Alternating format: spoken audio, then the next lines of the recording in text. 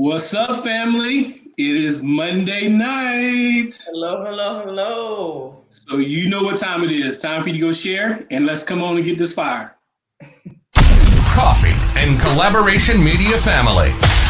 Adjust your viewing device. Turn the volume up high so the neighbors can get this fire. Tell a friend to tell a friend. It's time for the show. Authentic, inspiring, changing the culture, and normalizing kindness. The revolution is now.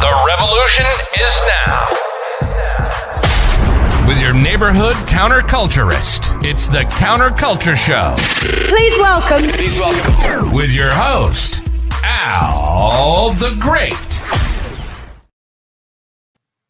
What's up, family? What's up? My name is Al the Great, your neighborhood counterculturalist, and it is the Counterculture Show on Coffee and Collaborations Media. We are bringing you all the fire without the smoke. So, Tanya, tell people who you are. Hello, glad to be back again. My name is Tanya Walker. I am with Walker Reconstruction. I work with young people, normally ages middle school and high school age. And we just work on personal development, just trying to make sure that everyone is a better them as they grow up, personal, emotional, mentally, physically, and spiritually. That's what we're here for. That's all right. Tanya is one of our favorite CNC contributors. And I like to say Tanya loves the kids. Yes, I do.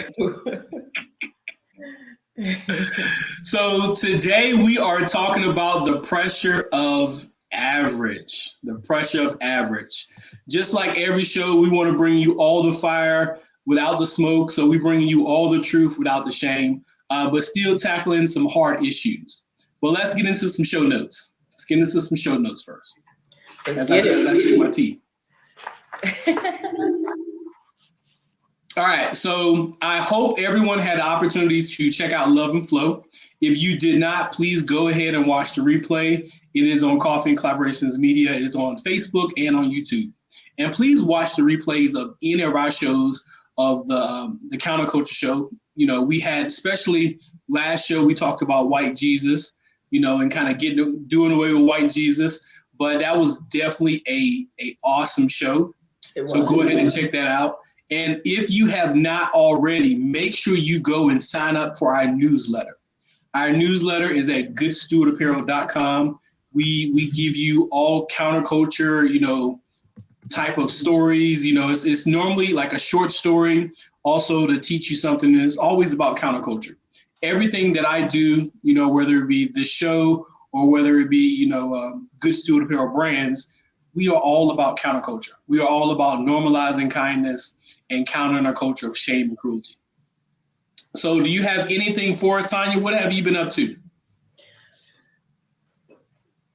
I've just been really trying to get structure for some of the programs that we have coming up for the mentoring, the girls mentoring that we're going to do in some of the schools, the middle schools this year, and an after school program. So just excited about that, getting the programs ready. You can reach me at walkerreconstructionllc.com to learn more. All right. You are echoing a little bit. Do you have some earbuds? Do you have any? I don't think so. If I do. Hopefully. Okay. All right. So while Tanya is going to see if she has some earbuds, it's technology, y'all. It is technology. Stuff happens. But this is an opportunity to make sure that you go ahead and share. Don't keep us all to yourself. We want everybody to tap into this conversation about the pressures of average. And one of the things that really made me want to get into this, because like I said before, we are all about countering a culture of shame and cruelty. So the pressure of average, this culture it is both frustrating and it is also unique to watch, because we're going to get right into it, but it's a lot. One of the things just within myself, let's do a little story time. So thinking about the pressure of average. So I'm from Durham, North Carolina, was raised in the projects, raised from very humble beginnings. That's a nice way of saying it, right? Very humble beginnings. So my idea of getting to that, everybody, when you're growing up, everybody has this place, that you kind of dream of. Like you've made it. It might not be Broadway, but everybody has this place where you think you've made it. For me, it was just making it to middle class, having my own house, car, family, kind of all these things. Just making it to this place of middle class. That is where I said, I made it. Like, look, Ma, I made it. So, but I got to that place, owned my own house, got to that place. I had a son at the time, and really got to that place, and I was happy there. I would have been happy just staying there. But when I met my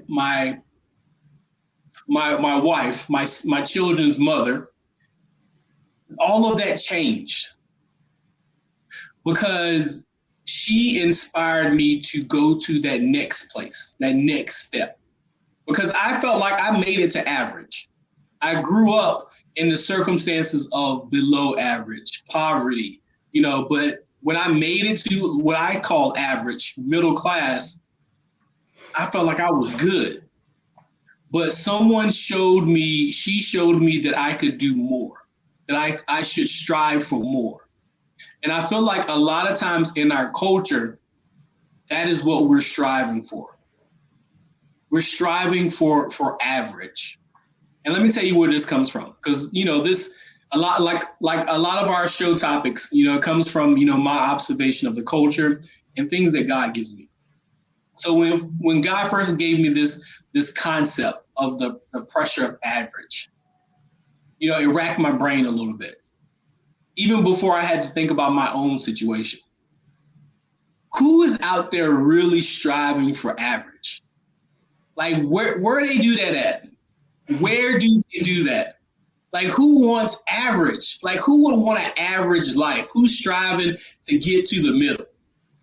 Like, you think of a race, who's striving to run the race halfway? But then I started to think about it. How much the pressure of average exists in our culture. Socially, average is like it's within the social norms. Average has a cap. And if you have this, let's think about this line, and average has a cap.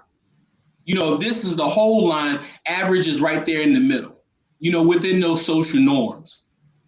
And if you go outside of those social norms above it, just outside where you start being unique, you get shamed to get back into that middle. If you go below it, let's say that you think that you're not as smart as everybody else, or you feel like you were delayed, you get shamed to try to get back into that middle. So that's why when we say the pressure of average, you're getting pressure from both sides to fit perfectly in this middle that nobody fits into. And God, like, if you've heard me say it on the show plenty of times before, God created us for greatness. That's greatness is not sitting in the middle. But in our culture, we have this pressure where you get it from, you can't be too good, too great, but you can't be delayed. You got to sit in this middle and be average. What do you think about that concept, Tanya? Testing, is this better? Yes, ma'am. Okay, great. I agree. I think that now, we teach each other to follow, to blend in, to just go with the crowd. And anything outside of that is against the norm, and you're different, and you're doing too much, and all of these different things. And, when we were growing up, we always were taught to, most of us were taught to do more, just strive to be better, strive to be the best you that you can be. And you would teach your kids to be better. But now it's as though we're just, like you said, striving for average. It's as if we don't even teach what best looks like. And then what bothers me, and you're probably going to get to this, is not only do we strive for people to just rest in the middle at average, It's as though you don't understand the trust the process to get to being the best. So don't even try. Either you're the best and we see you at the end of your road, or the height of your fame, and you're the LeBron James, when Michael Jordan was Michael Jordan. You're doing the best. Either you're already at the height of your career, and the people down here look as though they could never get there. Not understanding that it's a process. They went through the process. You have to go through the process, but you have to want that process. We don't teach that anymore. It's like, look at them. They're the best because they're the best. You can't do that. That's just their talent. No, they work for that, just like you need to work for that.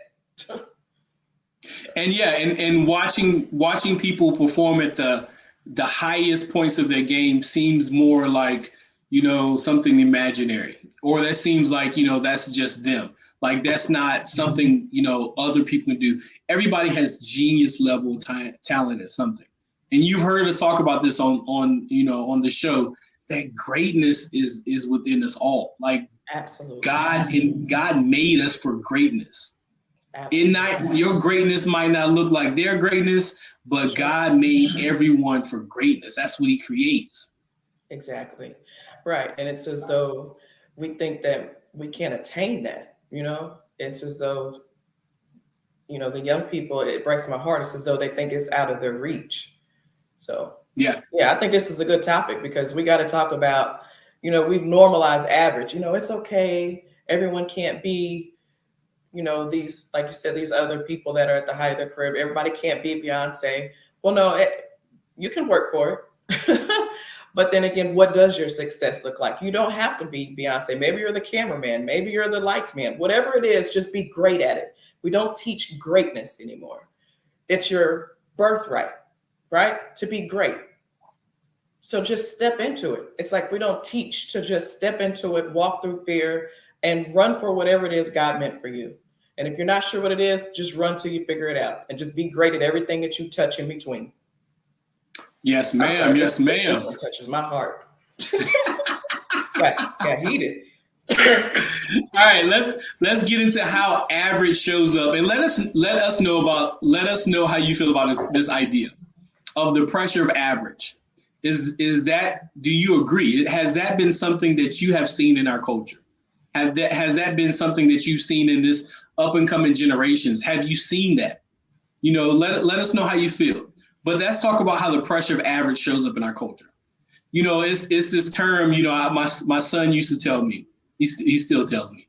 My oldest is 20. He's about to be 21. He said, "You're doing too much." You hear this, the younger generation, that's what they say, "You're doing too much." Mm-hmm. And it's this idea that, your work ethic, your knowledge base, or your interest is over the top. You're doing too much. But think about that. Like, that's one of the ways that average shows up. If you are striving for greatness, you're doing too much. If you striving to be different, you striving to really be your unique self, that's what you hear. Man, you're doing too much, man. Right.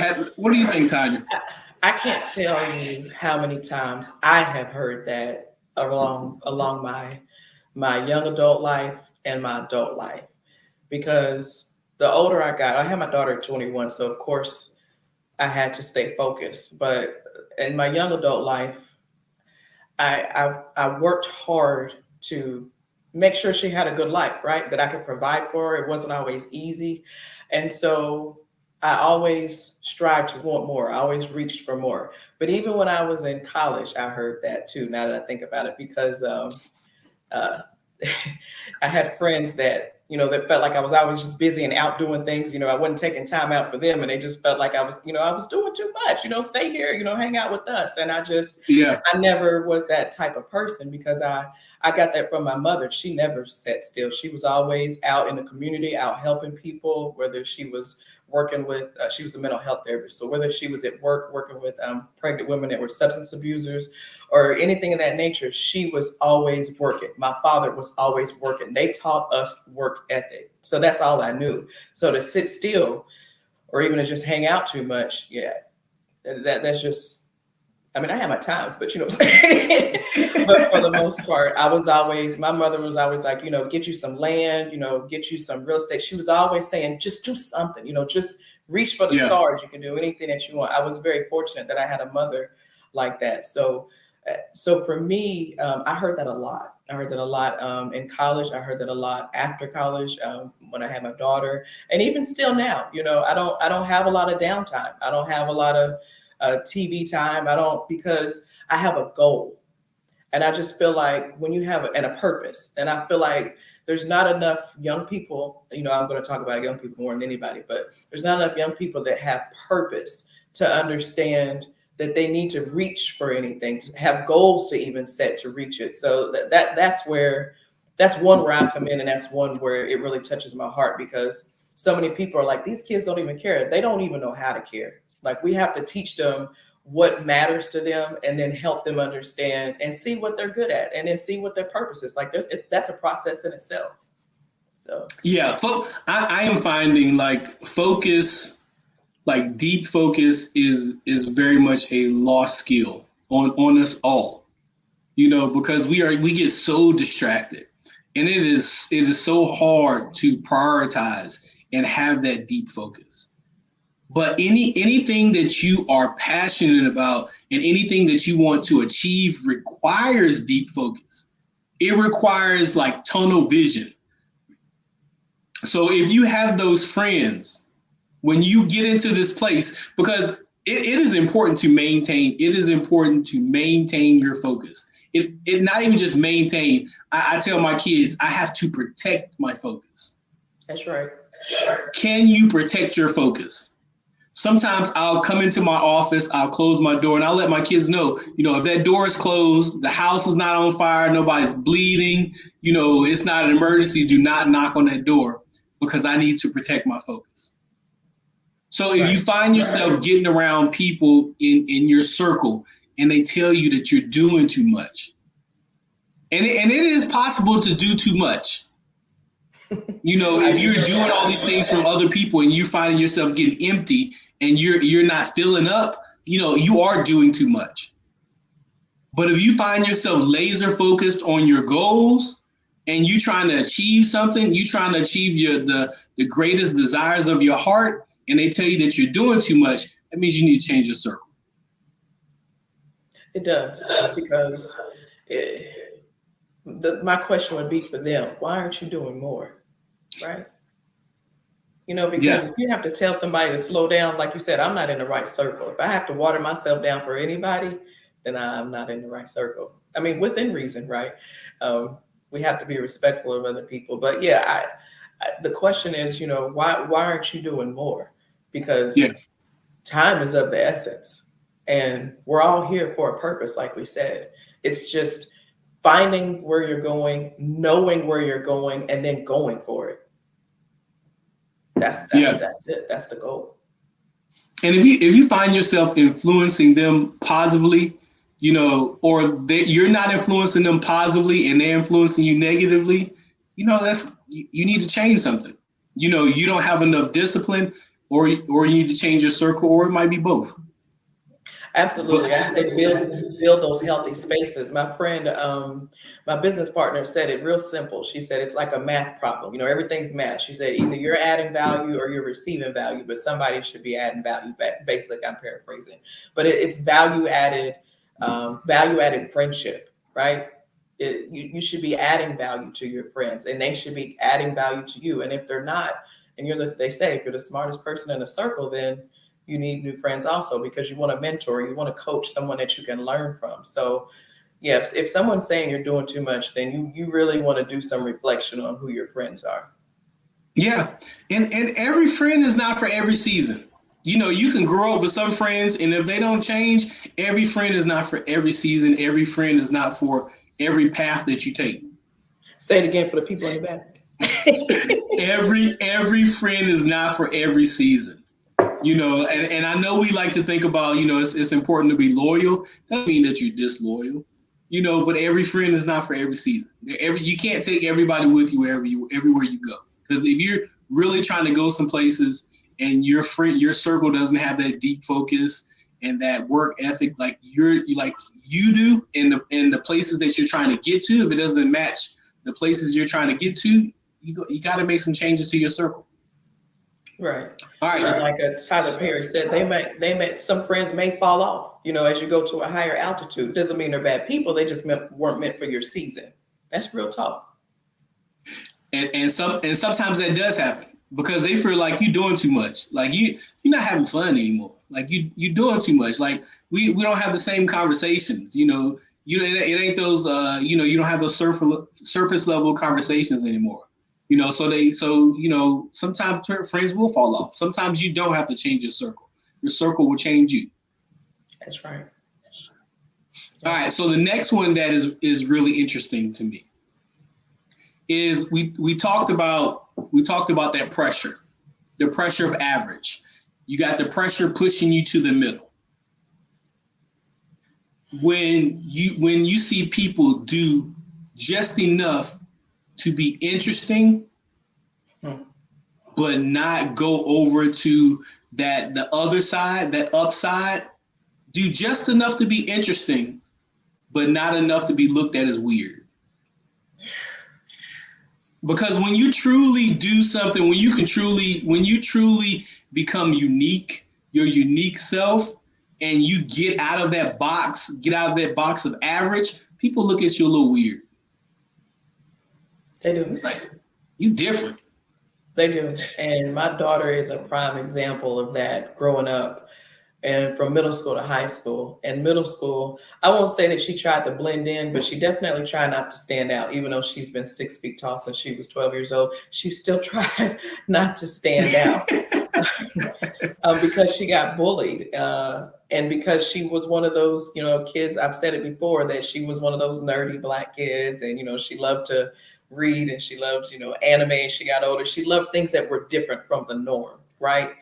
And so that made her stand out from, some of the other cliques of Black people, the majority that were in the school, and they bullied her. Yeah. And they made her feel like she was just too different. Right.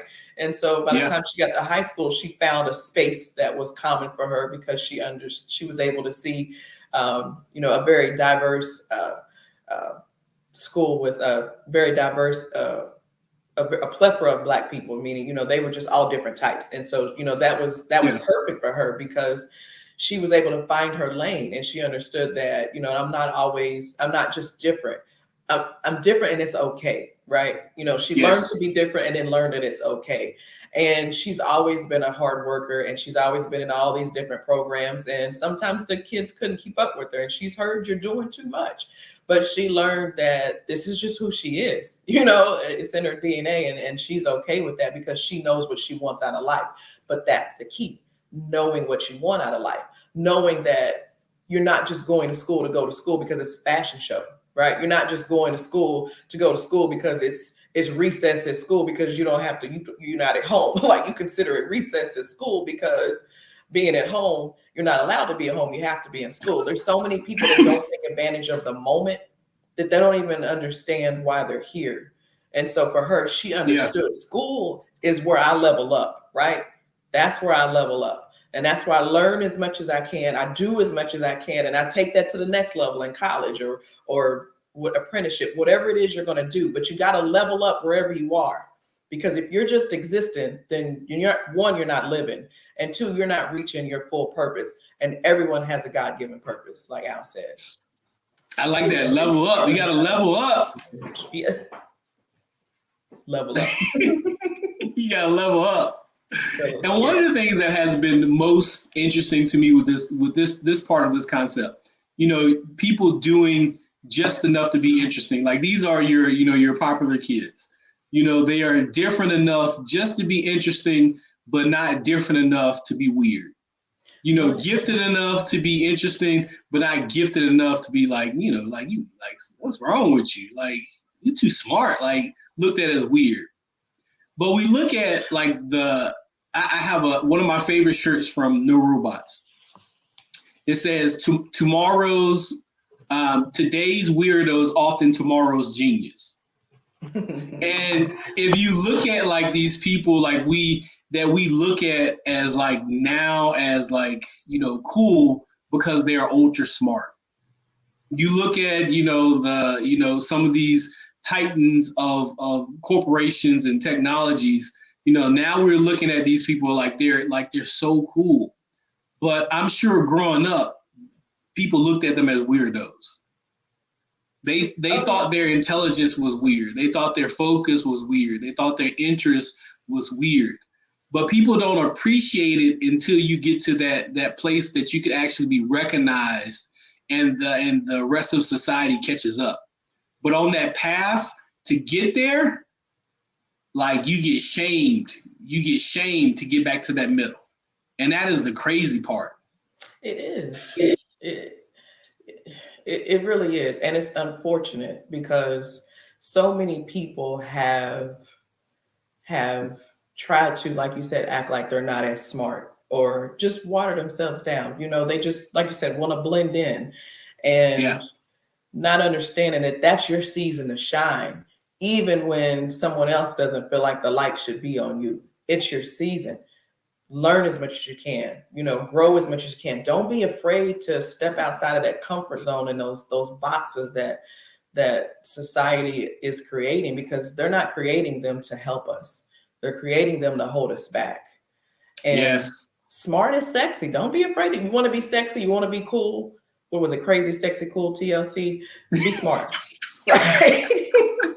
I'm silly, serious but silly. But right, be smart. Learn whatever smart, athletic, whatever it is. Do it to the best of your ability, and know that the rest of the world, like Al said, will catch up. They will catch up. They will catch up.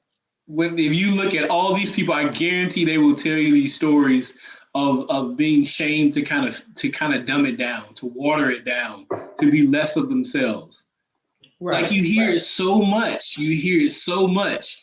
But when you get to that place, when you got the, you have the success, you have the wealth, and you have all this other stuff, that's when society catches up, and then they give you the accolades.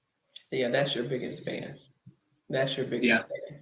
And it's unfortunate because you hear it in the music. When we were growing up, I remember, people like Q-Tip, and they're, they made with leaders of the new school, they made songs that talked about, not being stupid. It was like, reading a book, things like that. We talked about, shame on me for not remembering these lyrics, but at any rate, we made songs back then about, being intelligent. We had a low tolerance for I hate to say ignorance, but, lack of high energy, lack of wanting to just be your best. And so you hear in the music now how, they praise. To me, it is ignorance. They praise that, and these kids praise ratchetness and ignorance. All of that, right? And so, and then these young people are listening to this music, and they're afraid. Even the smart kids are afraid to shine. They're afraid to be smart, be intelligent. And this is the most absurd, unfortunate, and just disrespectful thing ever. We have got to want more. We've got to really encourage our young people, encourage adults too. There are some adults that sit in these circles of negativity and sit in these circles of complacency, and they don't, I'm sorry, reel me in a second, but let me make this point real quick. It's as though even adults, we don't understand that you don't have to just have friends that are toxic. You don't have to sit in that, right? Build your circle of healthy relationships, healthy friends. And if you're afraid they may not be there later on, they're not for your season. Keep it moving. But if you want to be better, you got to surround yourself with better. And that means the little things. If there's people that are giving you a hard time and making you feel bad about who you are and what you look like and what you don't got, that's not your friend. Friends don't discourage you, they encourage you. So I'm gonna leave it there. And look, you went right into our counter for this part of this culture of watering stuff down is practice wholeness. Amen. That is exactly what I had down. Practice wholeness. Amen. Because we said that's the new sexy for 2023. That's right. Wholeness. It is. And it really is that, like we said, in the last show that I was on, there's nothing, more sexy than knowing that who you are, because you show up as your best self no matter where you are. You show up and you're comfortable no matter where you are. You don't have anything to prove. You don't worry if anybody's judging you. You show up as your best self, take it or leave it, and everything else I'm working on. And that's okay. That's sexy. Yeah. And the more you practice wholeness, the more you have that, that you understand your value, you are being your unique self, your tribe they will find you. Your circle will find you. So don't water yourself down to fit in the circle that you think that you should fit in. Be your whole self and your circle will find you. That's right. Eric Thomas wrote a book last year called You Owe You. And it talks about how much, instead of giving to others, you owe you. We're so obsessed with everyone else's success, but what are you going to do for you? Right? Yeah. We owe ourselves, and you can't get there without wholeness. You can't find purpose without wholeness. You can't find success without wholeness. You can't find love without wholeness. Like wholeness is life. Wholeness is the space that it's hard to get to, but it's worth it when you get there. And it's not a destination, it's a journey, because you're constantly growing. But as long as you know yourself and grow yourself along the way, then you're bound to find the things that you're destined for in this life. I like it. So the other one that I have, this is probably one of the most ridiculous ones within our culture. Ridiculous. It is. And you see it so often. It's this idea that this get rich quick ideology. Let me look, if I do the average amount of work, but I expect the highest of achievement of results. Let me do the least amount of work, but let me expect as high results as extremely possible. Let me do this, let me do this quick thing and I'm gonna be rich. I see so many YouTube videos and it like kills me. You have like people, literally like you have people like 15 years old. I'm a billionaire, like 15 years old. Like do this. Like everybody's a billionaire these days. Everybody's a billionaire, everybody's rich. I'm like, but it's like everybody's trying to get you to do these, just do this, invest in this, do this, learn this, take this course, do this, and you're gonna be rich. Yes. That's not the way it works. It's a long game. That part, long game. Yeah, everyone has a master class. Nothing against them. I'll probably do one in the near year, but there's so many people out there talking about. Take this class and you will, like you said, be a billionaire. And it's unfortunate because it does teach our young people that you don't have to work for anything. And so then they're sitting in average again. Here we are, full circle, right? And so it's so important to let people see there's a process. I did a speech and it was called Control, Alt, Delete. And it was control your thoughts, alter your habits, and delete doubt. And under alter your thoughts, I talked about how you have to do the work and how you have to make sure that I lost my train of thought for a second. I apologize. But we talked about how you have to make sure that you do the work, because what comes easy goes easy. That was the thing that I said. What comes easy goes easy. You can feel like, I made this $1 billion fast. I made this $1 million fast. But if you didn't work for it, you didn't learn it, and you didn't earn it, anybody can take it away from you. But whatever you learn, whatever you earn, whatever you understand, whatever you really put the time in to educate yourself about, can't nobody take education away from you. Can't nobody take that away. Yes. You have to do the work. Yes. You have to do the work. And one of the ways that you combat this idea that if I do this one thing, let me do this quick thing, this get rich quick. Is you focus on the process. That's you right. focus on the process and stop scoreboard watching. Yes. When you're in school, and let's say you're going to get your degree, you don't get the actual achievement until you're done. Like you don't get the master's degree or the bachelor's degree, whatever it is, until you're done. So if you go through this whole process and you're watching the scoreboard, like you're watching for physical signs that I'm winning, like, physical signs that I can take a picture and I can post it on Instagram. Like that is where we've come to.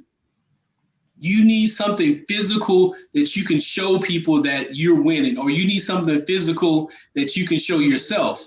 You got to focus on the process. You just got to put your head down, get tunnel vision, focus on the process, and stop watching the scoreboard. Yes, it reminds me of a young lady I used to run track with when I was in high school. And when she was running, she would look backwards to see where everybody else was. What's the purpose? You can't do that. Stay out front and run, right? It's counterproductive. Like you're saying, don't watch the scoreboard. It's counterproductive. And, they teach entrepreneurs, instead of trying to create structure around how to make money, create structure around the content, because the content will bring the people, or whatever it is if it's a service or if it's a product, the content and the product will bring the money. And so it just reiterates what you're saying. Yeah, and I like that symbolism. Like if you're running track and you're racing and you're looking at the audience, you looking at them, you looking behind you, like you looking at everything, yeah, they gonna pass you. You're too focused on the scoreboard. Even if you're looking at the scoreboard, you're looking at the time clock. How much time I got left? How much time I'm in? Like they're gonna pass you. It's gonna take you longer to do that because you're scoreboard watching. When you should just be focused on the process and really, focused on the running and the race and looking ahead to that finish line. Right. Just like we said earlier, focus on where you're going, focus on greatness. That's what you focus on. Focus on being the best at what you're trying to do. Everything you touch, you want to focus on making sure it is the best that you can do it to the best of your ability. And then I tell people, when you come somewhere, wherever you wherever you visit or frequent, you want to make sure that you left it better than before you came, right? That's adding value. That's being better. That's growth. That's leveling up. That's not being average. All right. I appreciate it. I appreciate you joining me for this conversation. And I appreciate all you guys joining us for this conversation. So we talked about the pressure of average. Don't give in to that pressure. Be your unique self, like how God made you. Don't give in to that pressure. Be you. If you are practicing your unique self, if you're practicing wholeness, your tribe is going to follow. They're going to find you, and they're going to love on you, and you're going to be able to be celebrated and like all these other things. But you can't look for other people to do that. And you can't just live off other people celebrating you. That's why you're trying to dumb yourself down and water yourself down so you can fit into this group that you don't even fit into anyway. Or need to. Yeah, or need to. Yeah. So Tanya, tell people how to find you, how to follow you. Okay, again, you can reach me at walkerreconstructionllc.com. I say that because my email's there, my phone number's there, my Facebook's there, my Instagram link's there. Everything that you need to be able to find me is there. And if anyone is interested in, me coming to talk to the young people in any entity, whether it's a school, church, a community center, whatever it is, about bullying is one of my top 3. Building relationships, confidence, and leadership, I'm here for it. Just contact me again at walkerreconstructionllc.com. And thank you for having me again, Al. I love it. I probably was very passionate about this. It's because it means a lot. We got to do more. This should be something that all of us should be passionate about. So make sure, thank you all for joining us. Make sure that you are not giving into that pressure to be average. Don't give into it. Be your unique self. And I want to leave you with this, like I do with every show. You know, my name is Al the Great. And one of the reasons of that is someone had to tell me that I was great. Someone had to believe in me, so I understood that. So I want you to understand that you are great. You were made in God's image, God's likeness. God lives within you. And God is the manufacturer of greatness. He does not make duds. So whether you showed up in this culture or in this society in packaging or skin that the society can appreciate, it is important that you appreciate yourself and you understand that you are great. So make sure that you have a great rest of the week and please walk into your greatness. And I will see you next time for the Counterculture Show. This has been a Coffee and Collaborations media production.